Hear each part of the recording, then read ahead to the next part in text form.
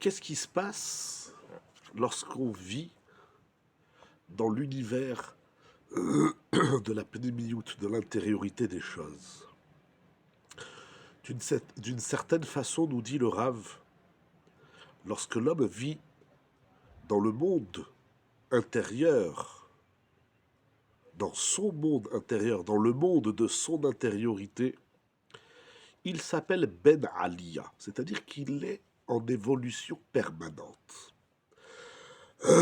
Ça, c'est très intéressant.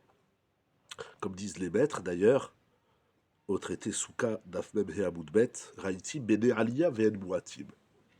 J'ai vu des êtres qui évoluent, mais ils sont pas nombreux. Qu'est-ce que c'est qu'être un Ben Aliyah? Nous allons voir, le Rav va l'expliquer.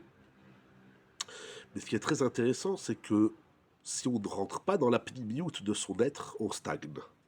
On n'évolue pas. On vit à l'horizontale.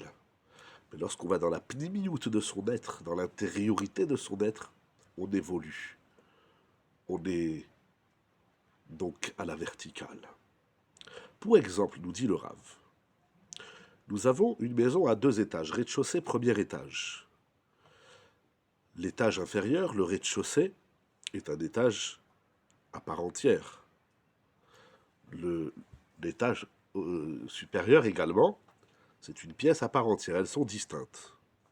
Et entre les deux, il y a des marches, des escaliers pour accéder du rez-de-chaussée au premier étage. Au rez-de-chaussée, nous avons la maison, la pièce essentielle de la maison, la pièce de vie, et de temps en temps, on monte à l'étage. Et ceux qui sont en haut vivent en haut, et de temps en temps, ils descendent. Ceci est la meilleure façon d'expliquer l'aliyah du nefesh, de l'être intérieur de l'homme. Dans la partie inférieure se trouve ce qu'on avait appelé, ce qu'appelle le Rav Komat Asiya. Le rez-de-chaussée, c'est là, on va dire, c'est le laboratoire, c'est là où on fait les choses. Mais il y a au-dessus du rez-de-chaussée, au-dessus de l'action, il y a le monde Komat Haergeshot, l'étage des émotions.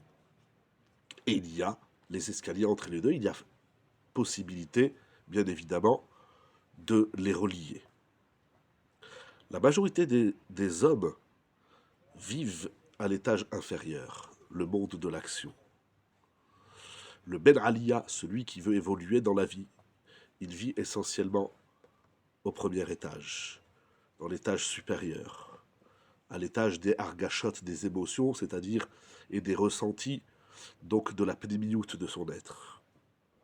De temps en temps, celui qui est en haut, il a besoin de descendre, alors il va se relier au rez-de-chaussée, donc à l'étage de l'action, et lorsqu'il y a nécessité, il va relier le monde de l'action et le monde de l'intériorité. C'est-à-dire qu'il associe les émotions et le ressenti à l'action.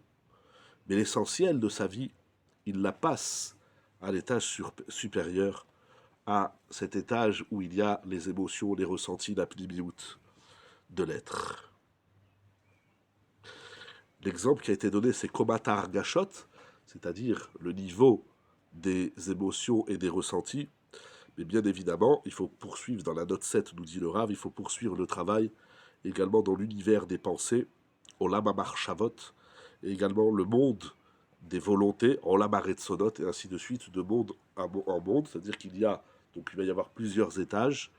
Plus on monte, plus on vit essentiellement à l'étage supérieur, mais toujours en gardant un lien avec les niveaux et les mondes inférieurs.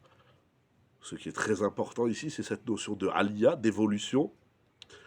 C'est pas une vie qui stagne, une vie qui n'évolue pas.